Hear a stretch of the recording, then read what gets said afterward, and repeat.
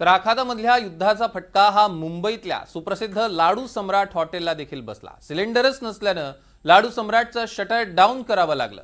मात्र आज 2 सिलेंडर उपलब्ध झाल्यानं हॉटेल पुन्हा एकदा सुरू करण्यात आले। तरीही रोजच्या मेन्यूमधले 50% खाद्यपदार्थ उपलब्धच नाहीयेत। या 2 सिलेंडरवर फक्त आजचा दिवस निभावून जाणार आहे आणि उद्याची चिंता आजही लाडू सम्राटच्या मालकांना सतावते। लाडू सम्राटमध्ये दररोज 10,000 वडापाव विकले जात होते। या हॉटेल पाठोपाठ दादर आणि परळ परिसरातली छोटी मोठी हॉटेल्स गॅस पुरवठ्यामुळे बंद झालेली आहेत। तर लाडू सम्राट हॉटेलचे मालक सिद्धांत यांच्याशी बातचीत केलेली आमचे प्रतिनिधी रिजवान शेख यांनी। बघूया।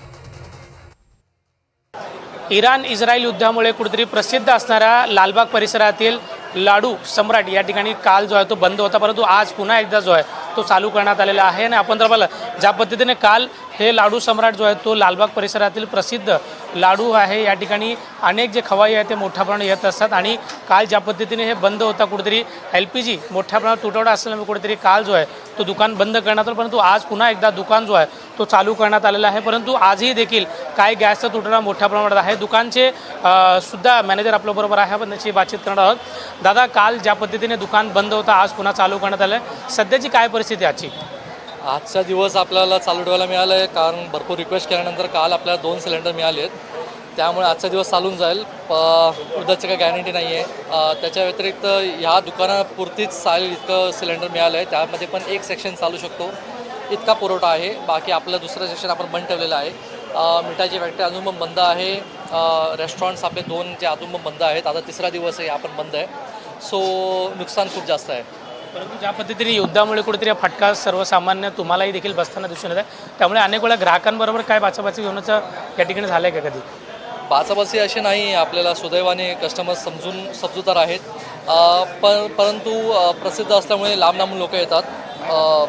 ऑल द वे कधी मिरा रोडवरून पण लोक येतात नाश्ता करायला। काल 2 वेळा फोन आला की एक कस्टमर आपला जो मिरा रोडवरून येतो तो ऑल द वे आलेला आणि त्याला मिळालं नाही, सो ते डिसअपॉइंटमेंट त्यांना। त्याच्या व्यतिरिक्त इकडे कॉर्पोरेट हब मोठा आहे, सो भरपूर ऑफिस गोईंग लोक जे आहेत ते आपल्याकडे येतात दुपारचे त्यांचं जेवणासाठी, त्यांची गैरसोय आहे। सो त्याबद्दल जास्त वाईट वाटतं। प्रॉफिट्सचा नंतरचा भाग आहे। जास्तीत जास्त आपल्याला मोठं टेन्शन कामगारांचं आहे। कामगार आपल्याकडे 200+ कामगार आहेत, त्यांना आपण आपल्याकडे राहायला आहेत, त्यांचं जेवणाचं सगळं 3 टाईमचं आपण बघतो। सो त्यांच्यासाठी गॅस पुरवठा तेवढा ठेवायचा आहे। सो 2 सिलेंडर मिळाले तर एकामध्येच काम करून 1 सिलेंडर स्टाफसाठी ठेवायचं आहे। सध्या आपली अशी परिस्थिती आहे। बाकी आम्ही होपफुल आहोत की गव्हर्नमेंट नक्की याच्यावरती काम करत असणार, नाहीतर इतका मोठी इंडस्ट्री इतकी मोठ्या प्रमाणात अफेक्ट होते।